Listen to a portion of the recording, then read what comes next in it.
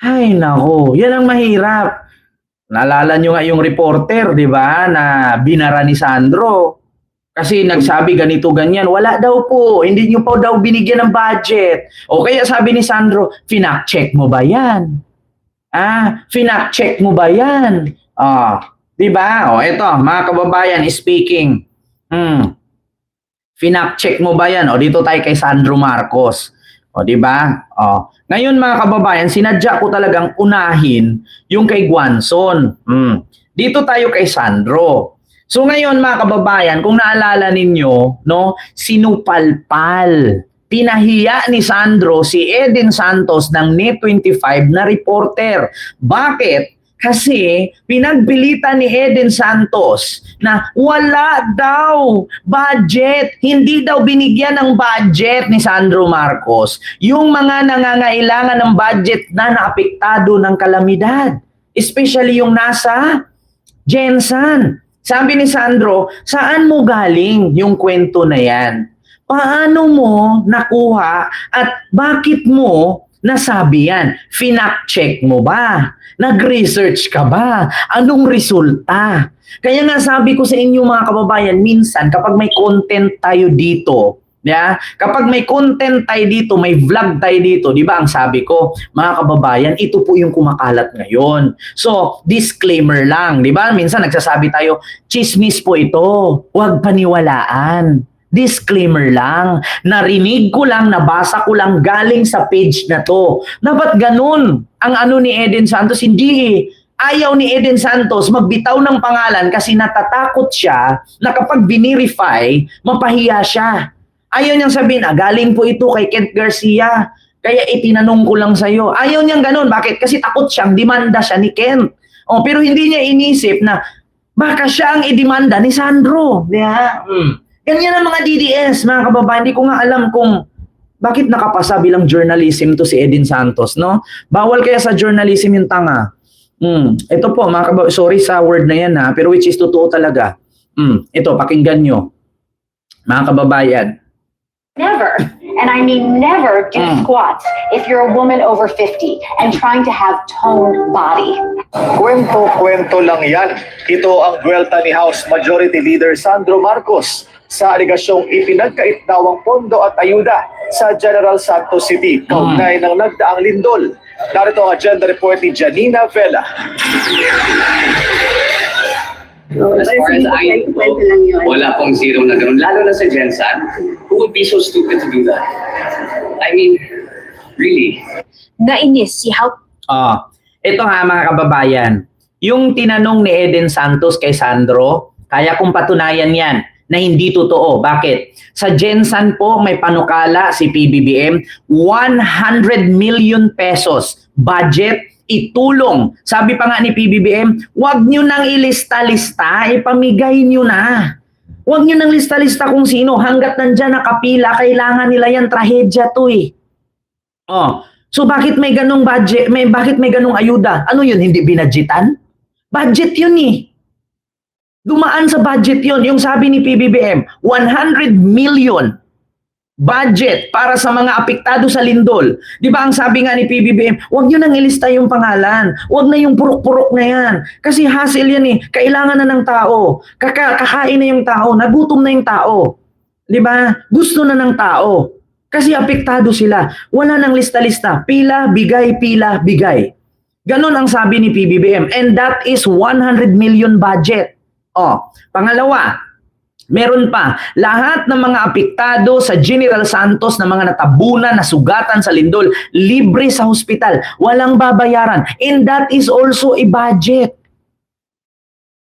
Totoo po yan. Di ba? Kaya si Sandro, nabuisit. Pasalamat kay Sandro, professional sumagot. Kung kay Sara pa to, baka na-black eye na siya. Kung si Sara ang ginanya ni Eden, baka hindi lang yan abutin niya. Kay Mito ang mata ni Eden, magkaroon ng violet yung mata niya. Mabugbog siya ni Sara. Majority Leader Sandro Marcos Mm. nang matanong siya tungkol sa umano'y zero budget ng General Santos City. Mhm. Ma'am, that's impossible. Mm. Saan mo yan narinig? O, di ba? Sabi ni I-verify mo muna dapat. O, di ito ba? ay matapos ibunyag ni Batangas First O, di ba? Kita ninyo, si Sandro, alam mo kabata ba, actually kasing edad ko lang si Sandro eh. Wala, pareho pa din kami birthday halos. Nauna lang siguro ako ng 5 araw. Sa totoo lang mga kababayan, no? May karapatan si Sandro. Saan mo galing yan? Sinong nagbigay sa iyo ng issue na yan? 'Di ba? Saan mo galing? Sinong nagbigay? Sinong nagsabi niyan? Dapat binirify mo. Binirify mo dapat. Tama naman yun eh. Kaya nga sa totoo lang, ito sorry to say, sa mga journalist, no? Para hindi, pwede nyo bang pagsabihan si Eden Santos? Mga journalist, pwede nyo bang kurutin konti yung gilid niya? Mag-ano ka muna, madadamay tayo. Darating ang panahon na magkaroon ng ganitong interview sa mga personalidad, walang didikit kay Eden Santos. At darating ang panahon sa mga ganitong pangyayari, mga senaryo, pagtatawanan si Eden Santos. Totoo yan. District Representative Leandro Leviste na sa distrito ni General Santos Representative Sherlyn Banyas Nograles, 0 ang additional MOOE. Kasama na rin ang ibang ayuda tulad ng AIX o Assistance to Individuals in Crisis Situations at MAIF o Medical Assistance for Indigent and Financially Incapacitated Patients. Mga pondo na kailangan ng mga nasalanta ng lindol nitong nakaraang mga araw. Ayon kay Leviste, ito raw ay dahil sa pagboto niya ng no sa impeachment ni VP Sara. Kwento-kwento lang yan. There's no such thing as zero. O ito pa. Ngayon, sa mga sa tanong ni Eden Santos, so wala daw budget kasi hindi daw pumirma si Leandro Leviste diyan sa AIX. So bakit hindi niya rin sisihin si Robin Padilla, hindi rin naman pumirma diyan sa AIX eh. 'Di ba? Pangalawa, bago po nangyari ang lindol sa Gensan, hindi pa po napag-usapan na ipapasa sa panukalang batas ang AIX. Wala pa yan. Kahapon lang pinag-usapan yung AIX. So, hindi porket hindi sila nag-yes dyan sa pondo ng AIX na yan, ay wala ng pondo ang General Santos. Hindi po.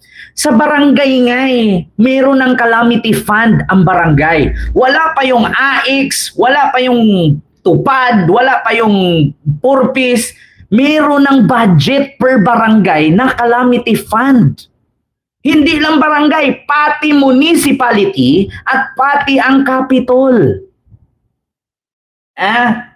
Tandaan nyo yan mga kababayan. Wala pa yung AIX, wala pa yung purpose, wala pa yung tupad. Si Ferdinand Marcos Sr. pa ang presidente, si Ramos, si Cory, si Gloria, si Erap, si Pinoy, si Digong, meron ng calamity fund ang Pilipinas. Kaya kung wala man yung AIX na yan, mga kababayan, meron na yang nakalaan. Diyos ko naman. Kaya nga galit na galit si Vico Soto eh. Anong ikinagalit ni Vico? Yung pondo sa calamity ginamit pang bayad sa kuryente ng barangay. Yung pondo sa kuna, sa baha, sa lindol, ginamit pang bayad ng panggasolina sa barangay. Di ba? Kaya galit na galit si Vico Soto. So, ibig sabihin, wala pa yung AIX na yan. May pondo na. Kaya sabi ni Sandro, saan mo galing yan na sinabi mo zero budget? Wala pa yung AIX na usapin na yan nung nakaraang araw. Meron ng calamity fund ang per barangay, per municipality, at per capital. Alam nyo na. Kaya minsan Eden Santos para di mapahiya at madama yung kapwa mo journalist. Mag-aral. Mag-research. Diba? Ito paalala ko, sino yung mga kagawad dito nanood sa akin? Barangay chairman, sekretary o barangay, treasurer sa barangay. Sabihin niyo sa akin hindi totoo yan. Meron pa ngang non-LGUs na gustong mag-donate eh. Sa amin, sa probinsya, bukod dun sa calamity fund sa barangay, meron pang mga non-local government or mga hindi LGU, hindi parte ng LGU, mga private. Katulad niyan, merong mga charity vloggers, nagdo-donate. May mga private entities, may mga katulad ng OSAID, katulad ng UNICEF. Hindi naman government fund yan eh. It's a private fund. Di ba man nagbibigay? So, imposibleng mag-zero. Diyos ko. Edi ngayon, pahiyang-pahiya si Eden. Nakakahiya, di ba? Diyos ko naman. Continue. There's no such thing as zero budget either. Ikinuwento din ni Congressman Marcos na personal na lumipad si House Speaker Bogie D at Senate President Sherwin nandun na Gatchalian sila, sa General diba? Santos City bilang tugon sa kalamidad.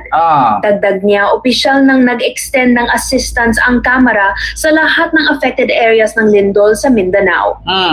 Para sa agenda, Janina Vela, Billionaire News Channel. Manatiling na kayo ba? Kaya nasupalpal. Kaya nasabihan ni Sandro, dapat binirify mo muna. Sinong nagsabi niyan? Tapos, Diyos ko, yung nagsabi, merong 24 billion na multa hanggang ngayon hindi pa bayad. Yun yung totoo, Eden. Yun yung totoo. Yung sinabi mo na zero budget, MOOA ng probinsya ng Jensan, hindi totoo yun. Ang totoo dyan, yung 24 billion na hindi bayad. Yun yung totoo. Kailangan ba nating ilayo? Kailangan ba nating ilihis? Ang usapin dito, yung kuryente na binayaran natin every Filipino 1,000 pesos for 2 years, na consume, yan po yung bilyon-bilyong pinera ni Libeste ngayon. Kaya naging bilyonaryo yan. Bakit? Tayo yung nagbayad sa kanyang kuryente na solar di umano na hindi niya ni-remit sa Meralco, sa Department of Energy. Tayo yung nagbayad. Diba? Naging bilyonaryo siya. Saan? Sa panluloko niya. Nilinlang niya tayo na meron siyang ganito kalaking kuryente, kayang mag-supply, kayang ibigay. Kaya binigyan siya ng pondo ng gobyerno. Ending, walang kuryenteng binigay, inabunuhan natin. Tayo yung nagbayad. Pero siya yung nakabili ng bahay sa Europe. Yan ang totoo. Kaya kayong mga DDS, alam ko naman bobo tanga kayo, hala sige paniwalaan nyo yung mga nasa isip ninyo. Biruin nyo, nakabili ka ng bahay sa Europe. Kumuha ka na ng pondo, kumuha ka na ng pera sa gobyerno, binigyan ka ni Digong, kasi ang sabi, kaya ko naman. Kumbaga, si Leandro, sinangla niya yung negosyo niya sa government. Binayaran siya ngayon ni Digong, 24 billion. Ang kapalit, mag-supply siya ng kuryente galing sa solar. Pero, noong singila na, asan yung kuryente? Wala siyang binigay. Nakuha na niya yung 24 billion. So ngayon, sinong magbabayad nun? Si Libeste? Hindi po. Tayo, mga consumer. Kasi tayo nakakabit sa kuryente. Para maibalik yon sa gobyerno, sa atin kinaltas. Kaya makita ninyo, yung mga bill ninyo sa kuryente ngayon, napakalaki ng generation charge. Ako, sa totoo lang, yung generation charge ko, magkano? Napakalaki po. Pakita ko sa inyo, ha? Dahil diyan sa utang ni Libeste. Kita nyo, ha? Pakita ko sa inyo magkano ang generation charge ko. Ito. Panoorin ninyo. Generation charge 2,162. Transmission 300. System loss 197. Distribution sa Meralco 564, government tax 300, universal charge 91. Kita nyo, ha, generation 2,162. Saan mapunta yung 500 distribution at saka yung system loss na 197? I-divide mo yan sa ilang pamilya na gumamit ng Meralco, ilang bilyon makuha nila? Si Libeste, naging bilyonaryo, tayong Pilipino, nagbayad sa bilyon niya. Yun na totoo. Kita nyo yan? Ngayon sabihin niyo nakakatuwa? Nakakatuwa ba? Kailangan ba nating pumalakpak? Kailangan ba nating sinabing bayani siya? Ang makabagong bayani? Paano mo natatawag na bayani? Ikaw nagbayad sa utang niya, ang kapal ng pagmumukha niya. Yun ang totoo. Di ba? Yan ang totoo, mga kababayan.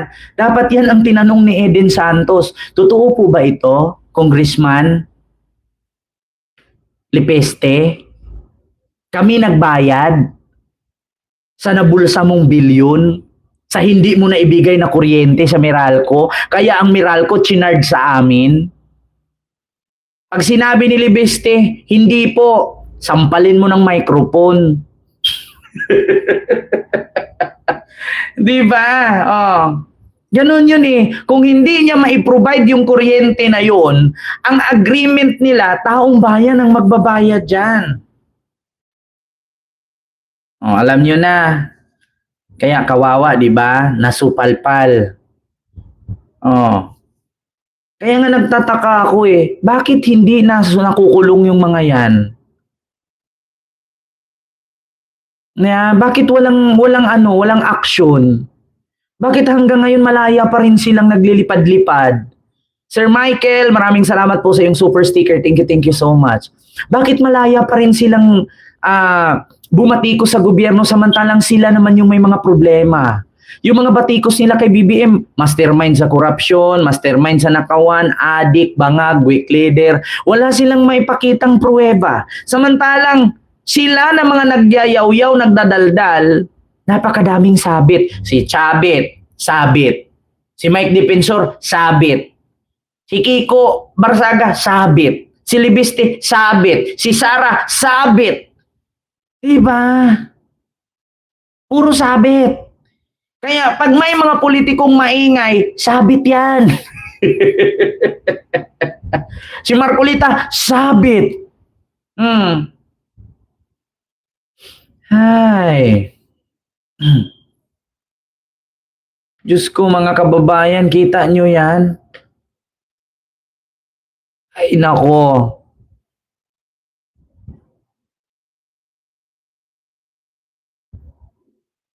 Di ba kita nyo, biruin nyo ha, yung distribution ko 500. 500. Sabihin natin may mga 500, sabihin natin may mga 100 million gumamit ng kuryente. Itotal ko ha, 100 million consumer. Ito, sige, total natin. Calculator, labas. 100 million. Sige, 100 million. Consumer, ayan na, 100 million. Times mo sa 500. Magkano? Yan ang kinikita nila, buwan-buwan. Di ba? Yan ang kinikita nila buwan-buwan. 100 million na customer. I-times mo sa 500 na distribution, 50 billion. Isang buwan lang. Bakit ganan kalaki? Di ba? Wala pa yung mga charges iba dyan. Wala pa yung generation charge. Di ba? Ngayon, sasabihin nila, bakit walang aksyon ang gobyerno? Paano mo i-action? Ang may-ari ng kuryente sa Pilipinas, 60% Chinese government. May reklamo ka? Dahil kay Digong. Ireklamo, kasalanan ni BBM yan, wala siyang aksyon. Paano mo aksyonan? Nung si Digong ang presidente, pinahawak niya sa Chinese government ang kuryente ng Pilipinas. Tapos, kasalanan naman ni BBM. Utang ina. BBM na lang kayo ng BBM. Hindi kayo makatulog, hindi dahil kay BBM. Ngayon alam nyo na sinong sisihin nyo. Si Marcos na naman. Bumaba si Digong, ilan ang utang? 14 trillion. So, nung pag-upo ni BBM, kasalanan na ni BBM. Putang ina, BBM na naman. BBM na naman. Siguro si BBM ngayon nagkakanda tisod-tisod. Ilang beses na kaya yung dila ni BBM nakagat niya. Kaka-BBM ng kaka-BBM. So yun po yun mga kababayan. Ma'am Kathleen Dior, hello po. Di ba? Sir Bien, hello. Di, nabutata ni Sandro si Edin Santos. Tanong ng tanong, hindi nag-verify. Ending, yung nagpakalat pala ng issue, yun pala yung may utang na 24 billion. Di ba? So yun mga kababayan. Maraming salamat po sa inyong lahat. And kita-kits po tayo ulit, no? Later, mga kababayan, kasi meron din tayong pag-uusapan na, mga kababayan, maganda po ating pag-usapan mamaya. So huwag niyo pong kalimutan mag-like, share, and subscribe. And see you later. God bless, mga kababayan. Maraming salamat sa inyong lahat.